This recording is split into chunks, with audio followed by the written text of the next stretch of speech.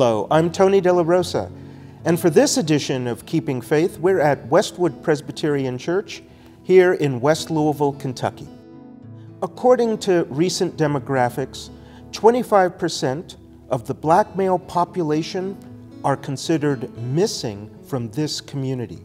They have either been victims of homicide or are incarcerated.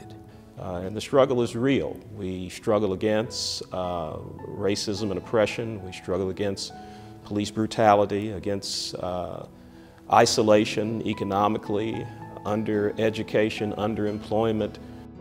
Westwood Presbyterian Church came up with a creative way to address what generations of African Americans have come to believe, that life is cheap, and the cheapest of all are black lives. We drew upon a period of history that was one of the high points of African American history, and that is the Harlem Renaissance. And that's the reason why I wanted to do The Cotton Comes to Louisville, because at a time when the economy was at its worst, the African American culture was thriving. It was an intellectual movement.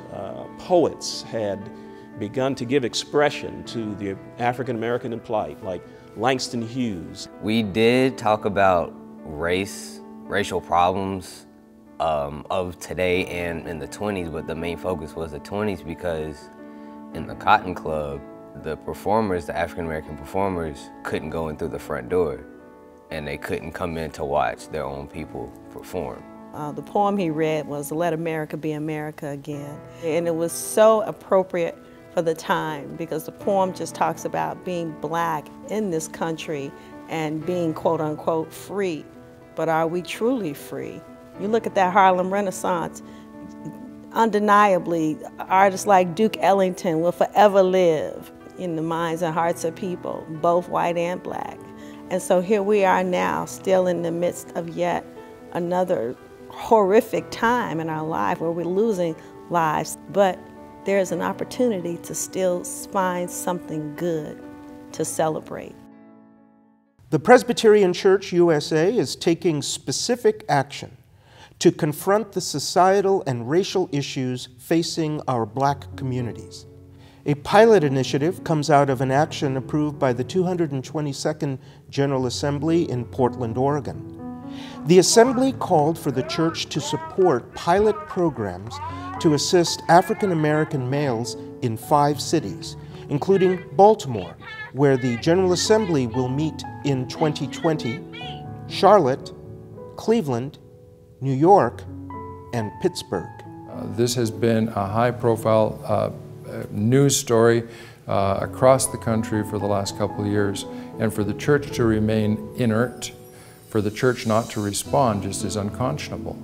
The General Assembly encourages all congregations to support this new initiative by giving their portions of the Peace and Global Witness offering to help fund programs being developed in these 5 cities. The Peace and Global Witness offering also supports international Presbyterian Peacemakers who are currently traveling in the States visiting churches.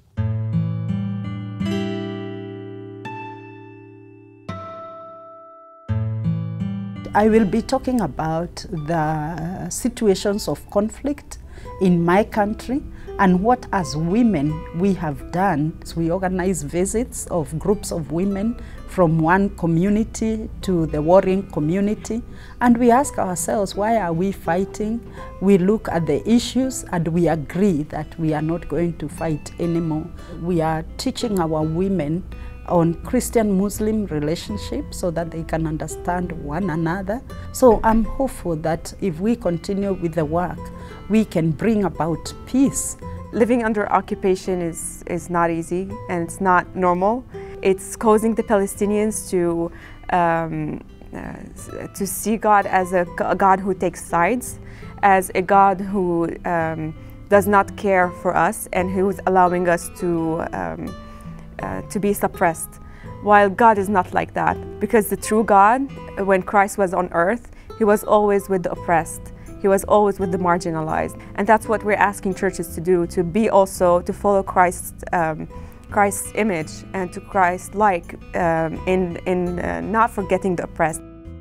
It's so clear for me that I have to be involved helping refugees, not just because that's how I understand the Bible, but also probably because of my personal background, having many of my family members having escaped Hungary.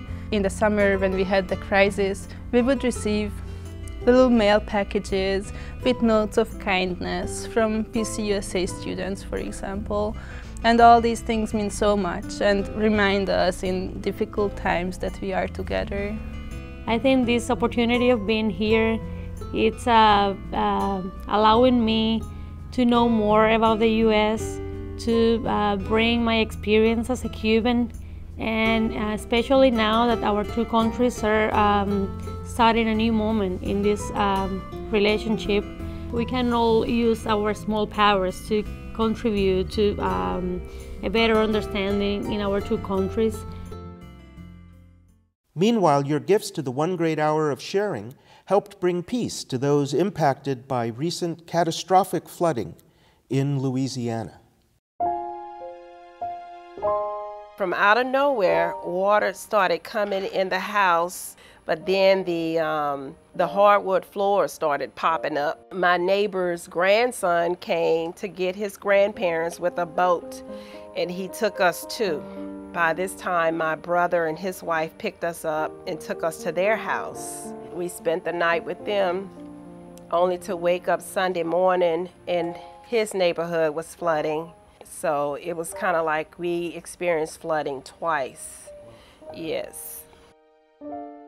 We're here today in the Red Cross headquarters here in Baton Rouge. We're all here talking about what we can bring to this recovery and what is needed. And many of the organizations that we work with are just early responders and they do leave the scene. But Presbyterian Disaster Assistance does stay for the long haul. But when PDA comes in, initially folks are just, thank God somebody's helping. But then as they begin to realize and that this is part of the church and this is part of their church and that there are Presbyterians all over the whole United States that really, really care and love them, it just touches you in that place that God frequents very, very often, the part of our soul. It's like a big fog in my mind and not able to think clearly. But the church member that I'm staying with, she said, let's call Ron Soto. He put out an email saying we have a pastor's wife who the pastor recently passed and she has 2 small children and she's there alone if anybody can help. The caring aspect is what really got a hold to me. They actually bleached, washed everything that was breakable, dried it, packed it, and moved it to my storage unit. And brought lunch for me. Who does all of that, Only a Christian community.